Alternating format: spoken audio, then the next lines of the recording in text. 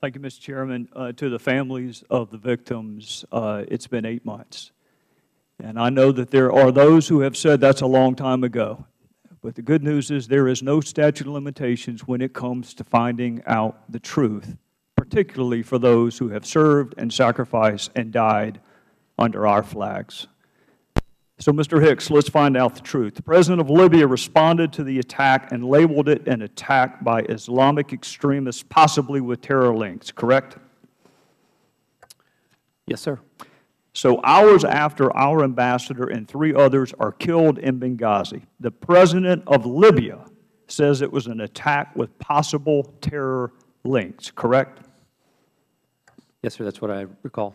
Did the President of Libya ever mention a spontaneous protest related to a video? No, sir. When Ambassador Stevens talked to you, perhaps minutes before he died, as a dying declaration, what precisely did he say to you? He said, Greg, we're under attack. Would a highly decorated career diplomat have told you or Washington had there been a demonstration outside his facility that day? Yes, sir, he would have. Did he mention one word about a protest or a demonstration? No, sir, he did not. So fast forward, Mr. Hicks, to the Sunday talk shows and Ambassador Susan Rice. She blamed this attack on a video. In fact, she did it 5 different times. What was your reaction to that? I was stunned. My jaw dropped, and I was embarrassed. Did she talk to you before she went on the 5 Sunday talk shows? No, sir. You were the highest-ranking official in Libya at the time, correct? Yes, sir. And she did not bother to have a conversation with you before she went on national television? No, sir. So Ambassador Rice directly contradicts the evidence on the ground in Libya. She directly contradicts the President of Libya. She directly contradicts the last statement uttered by Ambassador Stevens. Mr. Hicks, who is Beth Jones? Beth Jones is the Acting Assistant Secretary for Near Eastern Affairs at the State Department. I want to read an excerpt from an email she sent, and you were copied on it. And by the way, Mr. Chairman, for our colleagues who like to trumpet bipartisanship, this would be a wonderful opportunity to demonstrate it.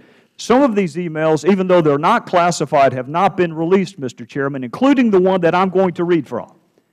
So for my colleagues who trumpet bipartisanship, this would be a wonderful time to prove it. This is from Ms. Jones to you, to counsel for Hillary Clinton, to Victoria Nuland, to Mr. Kennedy, near as I can tell, to almost everyone in the State Department, and I'm going to read from it. I spoke to the Libyan ambassador and emphasized the importance of Libyan leaders continuing to make strong statements. By the way, Mr. Hicks, this email was sent on September the 12th, the day after Benghazi, and several days before Ambassador Rice's television appearance. And I'll continue.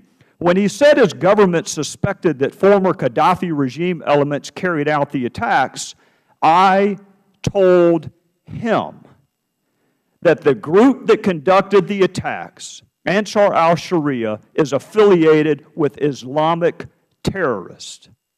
Let me say that again, Mr. Hicks. She told him, the State Department, on September the 12th, days before our ambassador went on national television, is telling the ambassador to Libya, the group that conducted the attacks, Ansar al-Sharia, is affiliated with Islamic terrorists. Mr. Hicks, I want to know 2 things. Number one, why in the world would Susan Rice go on 5 Sunday talk shows and perpetuate a demonstrably false narrative? And secondarily, what impact did it have on the ground in Benghazi, the fact that she contradicted the President of Libya? As to the first question, I cannot provide an answer, but perhaps you should ask Ambassador Rice. I would love the opportunity to do just that. As to the second question,